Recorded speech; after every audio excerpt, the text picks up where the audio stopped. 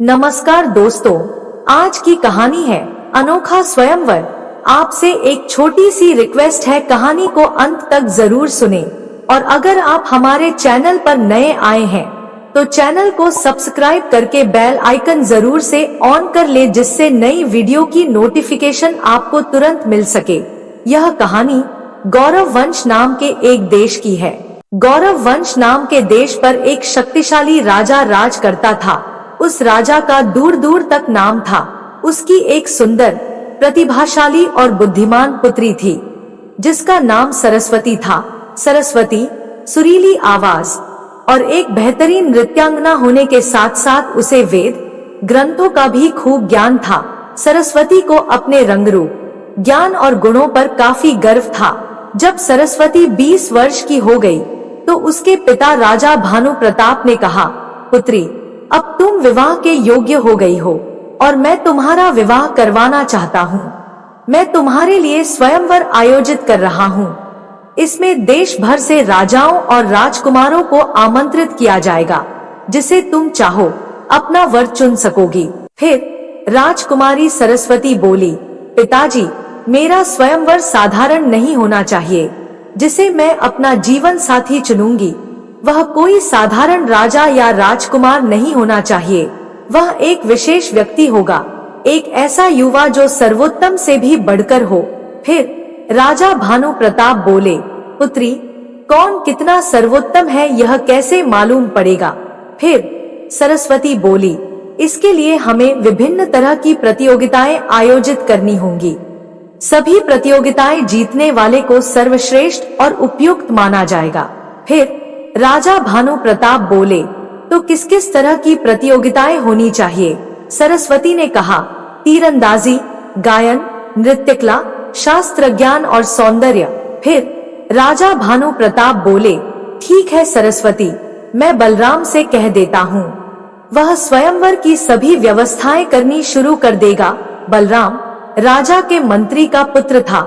राजकुमारी सरस्वती और बलराम दोनों एक साथ पले बने थे और यह बात किसी को भी मालूम नहीं था कि बलराम मन ही मन सरस्वती को चाहता था और वह जानता था कि सरस्वती से विवाह करने की अपनी अभिलाषा को वह कभी उससे व्यक्त नहीं कर सकता था, क्योंकि वह ठहरा एक मंत्री का बेटा और सरस्वती इतने बड़े देश के गौरव वंश की राजकुमारी है। खैर आगे दोस्तों, बलराम ने स्वयंवर की तैयारी करनी शुरू कर दी। करीब 8 महीने बाद प्रतियोगिताएं प्रारंभ हो गईं। दूर दूर के देश से राजा, महाराजा, राजकुमार और राजसी पुरुष इनमें भाग लेने पहुँचे। सभी प्रजावासियों ने एक एक प्रतियोगी की प्रतिभाओं को देखा। 10 दिनों से ये प्रतियोगिताएं चलती रहीं और 11वें दिन परिणाम घोषित किया गया। कोई भी राजा या राजकुमार स्पष्ट विजेता नहीं बन पाया। पांचल का राजकुमार संजय सबसे सुंदर था, तो अश्मक राज्य का राजकुमार अमरसेन गायन में प्रवीण था। वृज्जी के रसक ने नृत्य में अपना लोहा मनवाया, तो शूरसेन के सुदर्शन सर्वोत्तम तीरंदाज घोषित किए गए। शास्त्र ज्ञान में मगध के सिघरागा विजयी रहे। फिर राजकुमारी सरस्वती बोली, अब क्या किया जाए पिताजी? राजा भानु प्रताप बोले, इन्हीं में से तुम्हें अपना वर चुनना है पुत्री। लेकिन कैसे पिताजी? मैं तो चाहती थी मेरा वर सर्वश्रेष्ठ से बढ़कर हो, पर ये प्रतियोगी तो एक एक गुण में ही श्रेष्ठ हैं। बस राजा भानु प्रताप ने अपनी पुत्री को सलाह देते हुए कहा, मैं तो कहता हूँ कि इन 5 युवकों को यहाँ कुछ दिन और अतिथि के रूप में रहने दो। शायद यह सामने आ जाए कि इनमें से कौन सर्वश्रेष्ठ है। इस तरह 5 राजकुमार महल में कुछ दिन और रहने लगे। स्वयं को सबसे श्रेष्ठ सिद्ध करने के लिए वे हर संभव प्रयास करने लगे। सूर्य की पहली किरण के साथ राजकुमारी सरस्वती को अमरसेन की मधुर आवाज में रोमांचकारी गीत सुनने को मिलते। वहीं नीचे बगीचे में खड़ा गा रहा होता है। जैसे ही वह सीढ़ियों से उतरकर नीचे आती तो राजसी वेशभूषा में सज धज कर संजय राजकुमारी के समक्ष अपना प्रणय निवेदन रखने के लिए खड़ा रहता। इसके बाद सिघरागा राजकुमारी के साथ वेदों और उपनिषदों पर विमर्श करना शुरू कर देता था। फिर सुदर्शन भी कहाँ पीछे रहता, वह भी राजकुमारी को अपनी धनुर्विद्या का प्रदर्शन दिखाता। शाम के समय जब राजकुमारी सरस्वती अपने कक्ष में आराम कर रही होती तो रसक उसे नृत्य कक्ष में अपना शास्त्रीय नृत्य दिखाने के लिए बुला लेता। जैसे जैसे राजकुमारी सरस्वती उनके साथ समय बिता रही थी, वैसे वैसे उसकी उलझन बढ़ती जा रही थी। किससे विवाह करे और किससे ना करे, इस प्रश्न का उत्तर तलाश पाना स्वयं उसके लिए कठिन हो गया। फिर राजकुमारी ने यह दुविधा बलराम को बताई। और कहाँ बताओ बलराम? बलराम ने कहा, इसमें मैं आपकी कोई सहायता नहीं कर सकता राजकुमारी सरस्वती, ये निर्णय आपका है और आपको ही लेना है। बलराम विनम्रता पूर्वक बोला। फिर राजकुमारी बोली, क्या मतलब है तुम्हारा? मैं क्या चाहती हूँ मुझे नहीं पता। फिर अपना सिर झुकाकर बलराम बोला, विवाह के लिए आप किसी व्यक्ति को तलाश रही हैं या किसी गुण विशेष को? स्वाभाविक है, किसी व्यक्ति को, चिढ़कर राजकुमारी ने जवाब दिया। फिर बलराम बोला, तो फिर आप पर गुणों की धुन क्यों सवार है? इस चक्कर में आप वर को भूल रही हैं। सुंदर युवा, उत्कृष्ट नर्तक, कुशल धनुर्धर, प्रतिभाशाली गायक और शास्त्र ज्ञाता होने से पहले वे कैसे व्यक्ति हैं? क्या आपने यह जानने का प्रयास किया? बलराम ने अपनी बात को मजबूती के साथ रखते हुए कहा। राजकुमारी सरस्वती हैरान थी। उसने सोचा नहीं था कि बलराम उसके बारे में इतनी गहराई से सोचता होगा। इससे पहले वह कुछ कहती, बलराम वहां से चला गया। बलराम की कही हुई बातें रात भर राजकुमारी के दिमाग में गूंजती रही। अगले दिन मौसम बहुत सुहावना था। पांचों राजकुमार और राजकुमारी सरस्वती पश्चिम के जंगलों के भ्रमण के लिए निकले। बलराम भी उनके साथ था। वह भूल गई कि उसके साथ सुरक्षा कर्मी नहीं है। राजकुमारी सरस्वती राजकुमारों से बातें करती चली जा रही थी। इस बीच समय कैसे बीत गया उन्हें पता ही नहीं चला। तभी बलराम रुका और बोला, अब हमें वापस चलना चाहिए। तभी संजय ने पूछा, लेकिन क्यों? बलराम ने कहा, अंधेरा होने वाला है, हमें समय से राजमहल लौट जाना चाहिए। तुम्हें डर तो नहीं लग रहा बलराम? रसक ने हंसते हुए कहा, तुम चिंता मत करो, हम हैं न तुम्हारे साथ। सुदर्शन बोला, हाँ हाँ, हम हैं न साथ में। सिघरागा ने भी हंसते हुए कहा। फिर भी उन सबको अनदेखा करते हुए बलराम बोला, राजकुमारी सरस्वती जी, महल से निकले 3 घंटे से अधिक समय हो चुका है। महाराज चिंता कर रहे होंगे।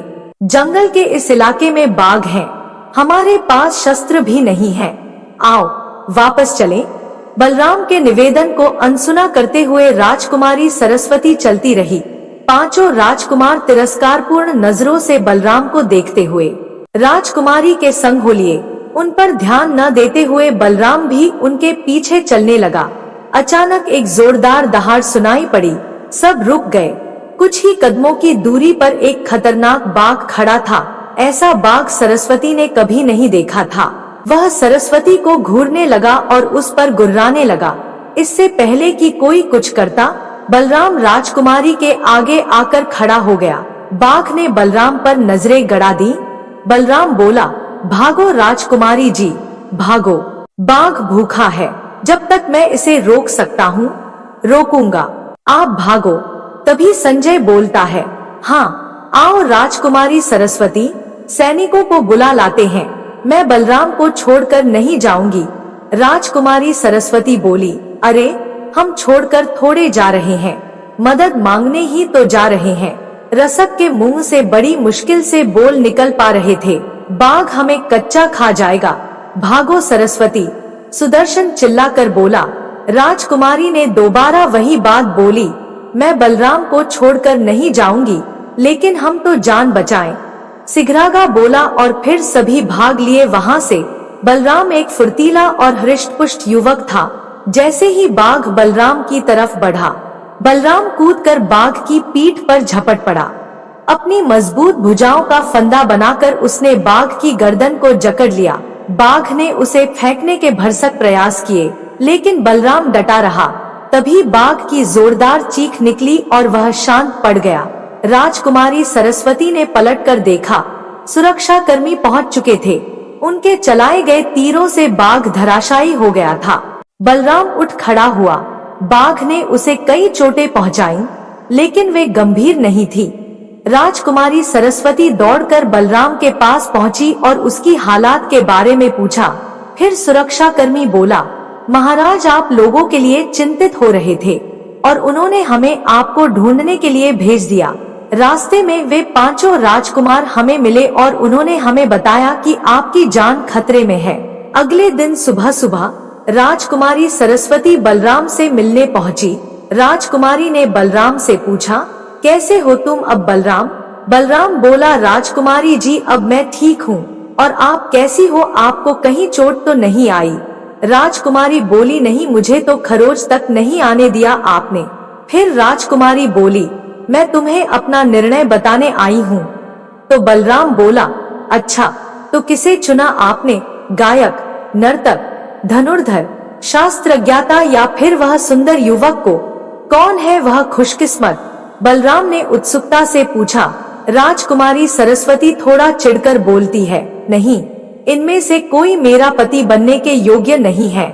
मैंने ऐसे व्यक्ति को चुना है जो अपने से अधिक मेरे जीवन को महत्व देता है। बलराम ने सिर उठाकर राजकुमारी सरस्वती के चेहरे की ओर घूरकर देखा और बोला, क्या आप सच कह रही हैं, राजकुमारी सरस्वती? हाँ, मैंने तुम्हें अपने पति के रूप में चुना है। अब मैं तुम्हारे दिल की बात जानना चाहती हूँ। मुझे अपनी जीवन संगिनी स्वीकार करोगे? राजकुमारी सरस्वती जी, मैंने सदा आपको दिल से चाहा है। मुझे अपने योग्य समझकर आपने मुझे दुनिया का सबसे भाग्यशाली इंसान बना दिया है। 2 माह के पश्चात राजकुमारी सरस्वती और बलराम का विवाह हुआ। इस भव्य आयोजन में सौंदर्य की प्रतिमा सरस्वती और बलराम को देखकर गौरव वंशवासियों ने वरवधू की खूब वाहवाही की। तो दोस्तों, इस स्टोरी को सुनकर आपकी क्या राय है, नीचे कमेंट करके हमें जरूर बताइएगा। धन्यवाद।